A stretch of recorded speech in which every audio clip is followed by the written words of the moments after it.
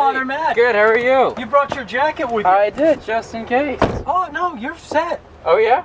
This is how it works. Okay, all right. You're as soon as you get in, you're being interviewed. I'm in. All right, good. What do you think? I'm excited. Let's go. When was the last time you did a TV interview? Oh, not for a little while, I don't think. I'm not sure when the last time was. So what are you doing on Nantucket?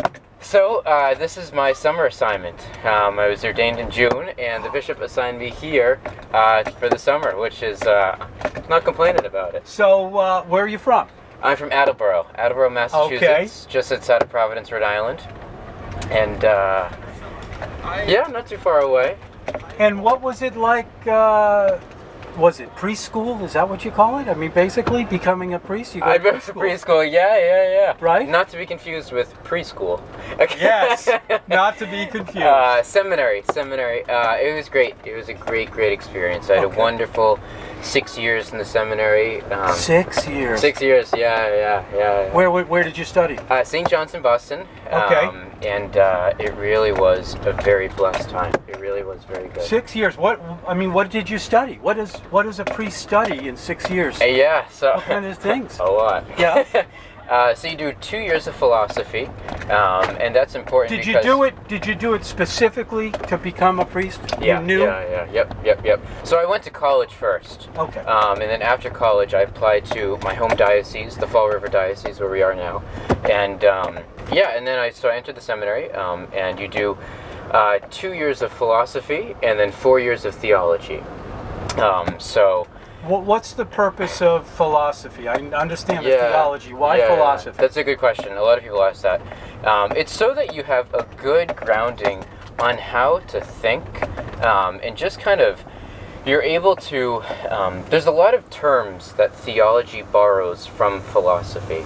And so just being able to think critically, and being able to use those terms in theology is very important. And so many different people come from different aspects, different walks of life, have different ideas on what life is, right? And it's just important to be able to kind of like place things in new perspectives for people. Just like, just be able to articulate yourself and be able to speak in a way that people can understand, and just articulate the church's teachings well. Because I think a lot of times people are very confused, and so just articulate them well. So anyways. How old were you when you knew you wanted to be a priest? So, the first time I thought about it, I remember I was on the altar as an altar server in the sanctuary. Oh, okay. And so your parents brought you up? They did. They brought me up Catholic. Sure. And I remember seeing the priest hold up the body of Christ there in the altar and thinking to myself, wow, that'd be really cool to do someday. And then I was in high school, and I remember going on runs. And when I was out running, I remember the thought of the priesthood kind of popping into my mind. Really? And thinking to myself, no, I can't do that because, priests aren't happy or whatever, so I kind of dismissed it. Why would you say priests aren't happy, though? Because they can't have families, they can't have wives, so, I immediately connected that with, well, then you'll never be happy. And so I put it out of my mind, I let it go, and I went into college thinking, you know what, I'm going to do my own thing. Lord, I'm not going to do this priest thing. Okay. So I get into college, and I find a really good group of friends, really good group of young people who are taking their faith seriously. And when I found that, it was attractive, right? Like I wanted to have that, What were these friends doing? So they were just living good, wholesome Christian lives. But they weren't going into the seminary. They weren't planning to. No, They were just living a good Christian life. Yep. Catholic life. Correct. Yep. And so I remember my first year in the seminary, I got together with a handful of friends, and we would pray the rosary every day during Lent. We would go to daily mass together, and adoration and things like that. And just by their witness, it made me be a better Catholic. And I think when you grow closer to the Lord, I think it was His opportunity to remind me, hey Matt, I still want you to be a priest. There was not an epiphany moment where you were laying like in bed and the light came down. I mean, it can happen. It can. There was not one particular moment, but that like changed everything. But I do remember one moment that was kind of in a series of moments that kind of led up to it. So, do I have a moment to describe that? Sure. All right. Yeah. Well, this is casual. We're just going to have a chit chat. Yeah. So, it's all good. It was my sophomore year in college, and I'd been hearing, not audibly, but just kind of like the thought kept coming back, and people even came up to me and they said, you know, you make a great priest one day. And I'd never said anything to anyone that like I'm thinking about this. So anyway, so in that way, I had been hearing, you know, the Lord continuing to call and things like that. So anyway, so I decided to go to this big Catholic conference. It was in Orlando, Florida, and I went with a couple of friends, and it was this huge conference. And so they had Catholic talks, they had Mass, confessions, all these different things. And I remember the whole time I kept my head down, and I didn't look up at anybody who was behind these tables, behind these kind of booths that were kind of like advertising like the priesthood or religious life or different lay volunteers. Okay. So the whole time I kept my head down and I didn't make eye contact with anyone at these tables, these booths, because I was afraid they were going to talk to me about the priesthood. And so the very last day, I look up and I made eye contact with somebody, and I immediately looked right back down, and I started walking away.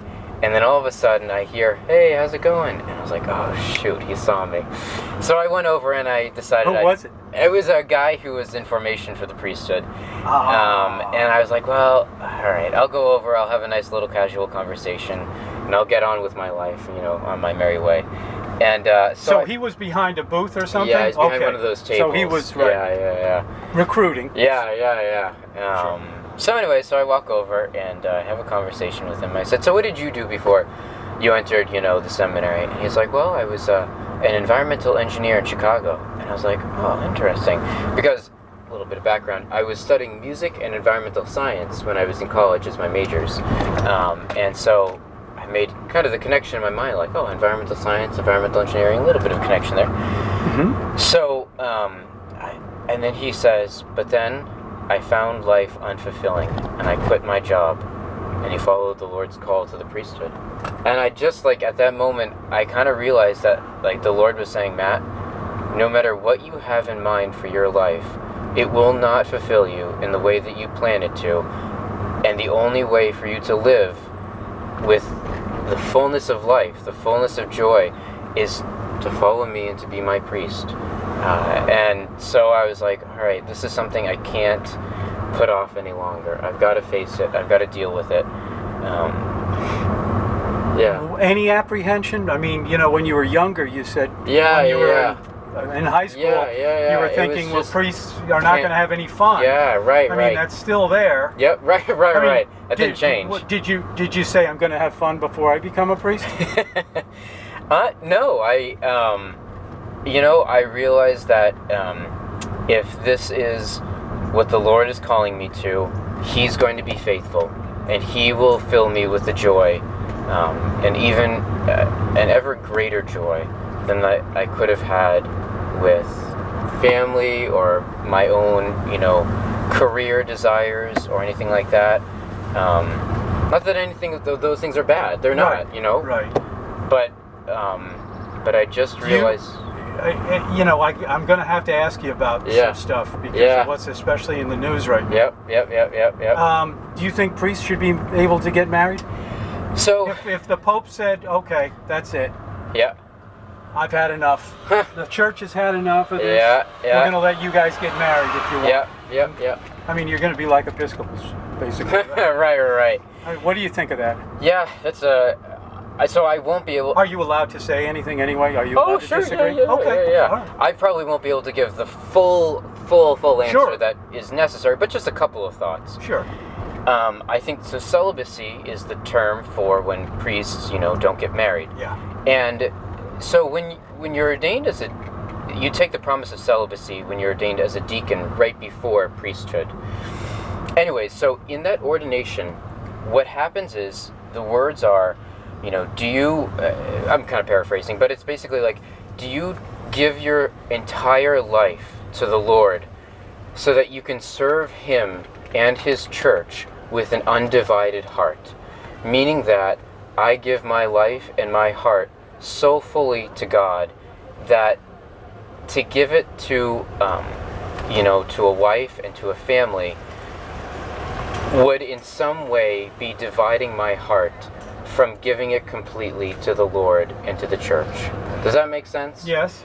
And so, but it's tough. I mean, that good and natural and beautiful desire and attraction for, wife and family doesn't go away, but you ask the Lord for the grace to be able to transform it into a love that is solely for Him and for His people. And so it's, so to answer, kind of get back to your question of like, do you think the priest should be able to marry, that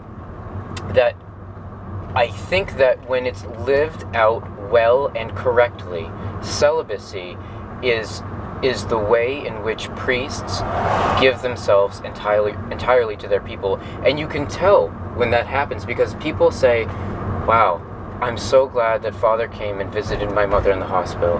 He was able to give so much of his time. Wow, I'm so glad that Father was able to do this or that or whatever it is. And you can tell that people truly... You think there's a difference between like an Episcopal priest and a Catholic priest, and strong enough so that there's the ability not to be affected by time and... Yep. You really think that... I do. Okay. I absolutely do. I am convicted of it. I see. That... I mean, what? Gosh. You know what you're getting yourself... You said, how old are you? I didn't even 28. answer. Oh my God, I thought you were younger. You look so young. Yeah. Oh, okay. So you're 28. So you're not that young. I got a couple of years underneath my belt. Yeah, you do. Well, that's good. Yeah. Before we talk about the elephant in the room here. Yeah.